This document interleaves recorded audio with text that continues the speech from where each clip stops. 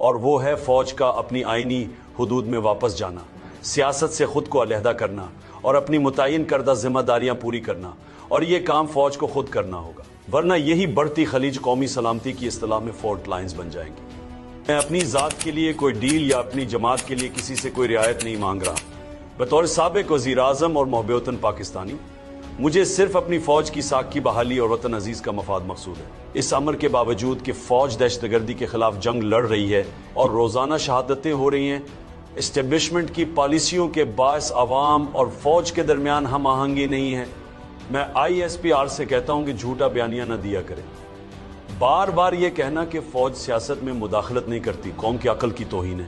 Social media کے اس دور میں کوئی چیز نہیں چھپ سکتی۔ ملک کا بچہ واقف ہے کہ آرمی چیف ہی اس ملک کا نظام چلاتے ہیں۔ انتخابات میں دھاندلی ہو یا اراکین پارلیمنٹ کی خرید و فروخت، عدلیہ کی تباہی ہو یا عوامی رائے دہی پر قدغن کے کالے قانون، نہ صرف ہماری باشعور قوم بلکہ عالمی برادری کو بھی معلوم ہے کہ اس کے پیچھے کون سے نامعلوم ہاتھ کار فرما ہے۔ لہٰذا میری ان سے گزارش ہے کہ غلط بیانی سے گریز کیا کریں، کیونکہ یہ صرف من حیث ادارہ فوج کی بدنامی کا سبب بنتی ہے۔ میں 5 نکات پر روشنی ڈالوں گا جس کی وجہ سے پاکستان آج تباہی کے دہانے پر کھڑا ہے۔ نمبر 1، دھاندلی زدہ انتخابات کے ذریعے قوم کی جانب سے مسترد شدہ چہروں کو ملک پر مسلط کرنا۔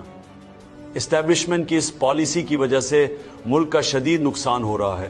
ابھی چند سال قبل تک جن کی سرے محل اور مے فیئر فلیٹس جیسی بے شمار کرپشن کی داستانیں قوم کو سنائی جا رہی تھی، انہی کے لیے پوری ریاستی مشینری اور ایجنسیز کو استعمال کر کے نہ صرف قبل از انتخابات بدترین دھاندلی کی گئی بلکہ پولنگ ڈے اور اس کے بعد بھی تاریخ کا سب سے بڑا ڈاکہ ڈالا گیا اور ان کو قوم پر مسلط کر دیا گیا۔ یہ بیانیہ بنانے کی کوشش کی جاتی ہے کہ شریف خاندان اور زرداری پر کیسز سیاسی نوعیت کے تھے، حالانکہ حقیقت یہ ہے کہ ہمارے دور میں نیب کے کوئی کیسز نہیں بنائے گئے۔ انٹیلیجنس ایجنسیوں نے ان کی کرپشن کے ثبوت اکٹھے کیے۔ جنرل احتشام ضمیر اور فاروق لغاری نے کہ اربوں روپے کرپشن اور منی لانڈرنگ کے ڈوزیئرز دیے تھے کہ یہ لوگ کتنے کرپٹ ہیں۔ نیب تو ہمارے کنٹرول میں بھی نہیں تھا، جنرل باجوہ نیب کو کنٹرول کرتا تھا۔ ان کے خلاف تمام کیسز ہمارے ڈور سے پہلے بنائے گئے، تو اس کیس کو بھی بند کر دیا گیا ہے۔ قوم نے دیکھا کہ انہی نیب زدہ چہروں کو ڈیل کی ڈرائی کلین مشین سے گزار کر دوبارہ پاکستان پر مسلط کر دیا گیا۔ نیب ترامیم کے ذریعے NRO دینے کے اس عمل سے ملکی معیشت کو 1100 ارب روپے کا نقصان ہوا۔ اس فراڈ کے تانے بانے ملائیں تو تمام کٹ پتلیوں کی ڈوریاں ایک ہی ہاتھ کی طرف جاتی ہیں اور اس کا سارا نزلہ فوج پر گر رہا ہے۔ نمبر 2، جمہوریت کا خاتمہ۔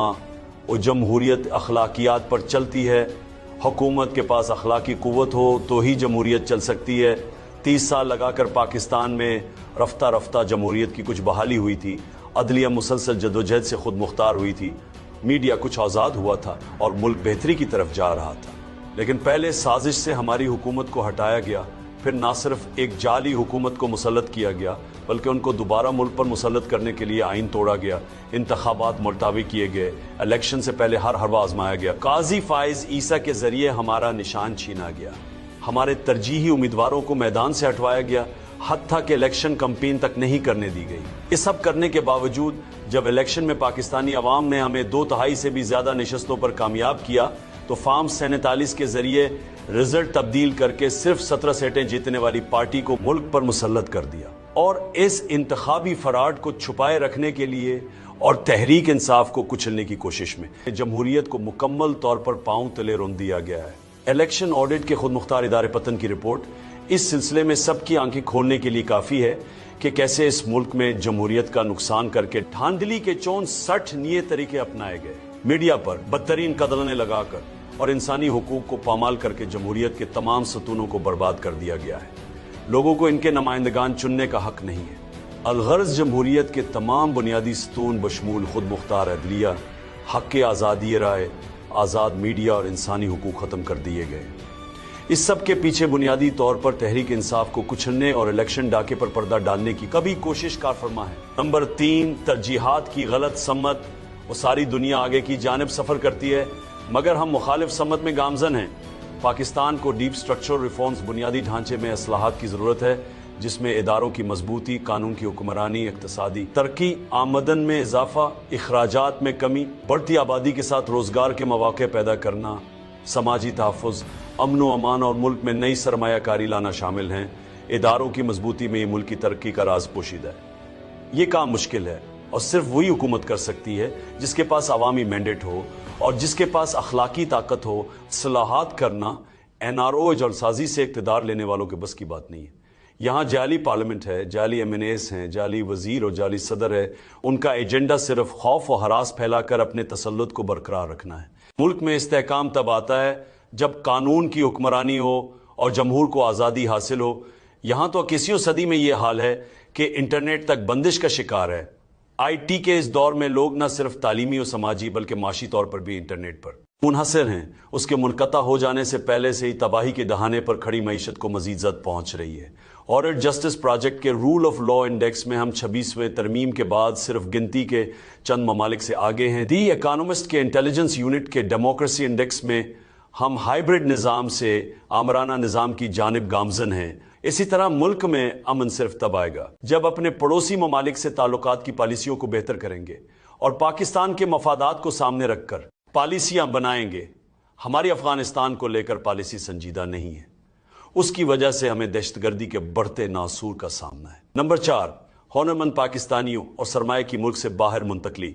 पाकिस्तान में जारी जुल्म व जबर के माहौल और लाकानूनियत से अवाम शदीद मायूस है। सरमायाकार और हुनरमंद अफराद जोक दर जोक बिरून मुल्क मुंतकिल हो रहे हैं। 2 साल के अरसे में करीबन 17 लाख अफराद के बिरून मुल्क मुंतकिल होने से मुल्क की माइशत को अंदाजन 15 से 20 अरब डॉलर्स का नुकसान हो चुका है। माशी अदम इस्तेहकाम अपनी इंतहा पर है, ग्रोथ रेट सफ़र है और पाकिस्तान में सरमायाकारी न होने के बराबर है। मुल्क में गुर्बत और बेरोजगारी उरूज पर है। लोग हर हाल में मुल्क से बाहर जा रहे हैं। नंबर 5, मुल्क में इंसानी हुकूक की पामालियाँ। मुल्क में हर जानिब फस्तायत का बाजार गर्म है। बुनियादी इंसानी हुकूक की मुअत्तली और हुर्मतों की पामाली समेत वो सब कुछ हो रहा है जो मशरकी पाकिस्तान में किया गया था और सुकूत ढाका जैसा सानहा वकू पजीर हुआ। 8 फरवरी को एक बार फिर हमारे एहतजाज को नाकाम बनाने की कोशिश में मुल्क भर में छापे मारकर चादर चार दीवारी का तकद्दुस पामाल किया गया। ये सिलसिला अब तक जारी है। पंजाब पुलिस शाह से ज्यादा शाह की वफादार बनकर बदमाशी पर उतरी हुई है। वजीराबाद में पुलिस ने हमारे एक कारकुन का जनाजा तक नहीं पड़ने दिया। 9 मई और 26 नवंबर जैसे सानेहात में रियासत की जानिब से की जाने वाली इंसानी हुकूक की संगीन पामालियों पर भी कोई एक्शन नहीं होता तो इस मुल्क में किसी को इंसाफ मिलना मुमकिन नहीं है। 9 मई और 26 नवंबर को हमारे नहते जमहूरियत पस कारकुनान पर जुल्म व तशद्दुद की इंतहा कर दी गई। पुरअमन शहरियों पर सीधी गोलियां चलाकर शहीद किया गया। सियासी इंतकाम की आड़ में 3 साल में 1 लाख से जायद मरतबा शहरियों के घरों पर छापे मारे गए। हमारे 20,000 से जायद वर्कर्स और सपोर्टर्स को गिरफ्तार किया गया और सैकड़ों को अगवा करके तशद्दुद का निशाना बनाया गया। हजारों बेगुनाह लोगों को कई कई माह झूठे केसेस में जेलों में रखा गया। लोगों से सियासत करने का हक छीना गया। सिविलियंस को मिलिट्री हिरासत में देकर तशद्दुद का निशाना बनाया गया। बलूचिस्तान में जो इंसानी हुकूक का हाल था अब पूरा मुल्क उसकी लपेट में है। मेरे केसेस के लिए पॉकेट जज भर्ती किए जा रहे हैं। मेरे वकला को जेल ट्रायल में जाने नहीं दिया जाता और सहाफ़ियों को भी अपनी मन मर्जी से अंदर भेजा जाता है। ये सब इस वजह से है क्योंकि पाकिस्तान में 26वें आईनी तरमीम के बाद निज़ाम अदल का मुकम्मल तौर पर जनाजा निकल चुका है और जिसकी लाठी उसकी बैंस का कानून चल रहा है। लोगों से जीने का हक छीना जा रहा है। इस दलदल से जब तक पाकिस्तान को नहीं निकाला जाएगा तब तक मुल्क आगे नहीं बढ़ेगा। जब बाला निकात पर गौर व खौज और उनकी रोशनी में एस्टेब्लिशमेंट का अपनी पॉलिसियों को फौरी तब्दीली करना वक्त की जरूरत है ताकि बतौर इदारा फौज की बदनामी का अमल रोक सके। मुल्क की खजाना लूट कर बैरून मुल्क घेर लगाने वाली अशराफिया का क्या है? वो तो अगली परवाज से मुल्क से निकल जाते। पूरा निज़ाम और इसकी तवानाइयाँ इस थोली को बचाने पर सर्व करने की बजाय अपनी तरजीहात दुरुस्त करने और इन 24 करोड़ पाकिस्तानियों का सोचने की ज़रूरत है जिनका जीना मरना पाकिस्तान में है।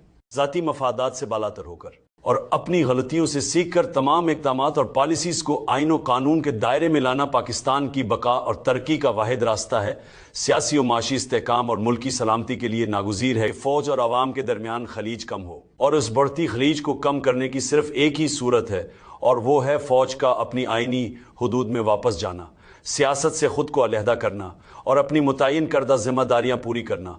और ये काम फ़ौज को खुद करना होगा वरना यही बढ़ती खलीज कौमी सलामती की इस्तिलाह में फॉल्ट लाइन्स बन जाएंगी।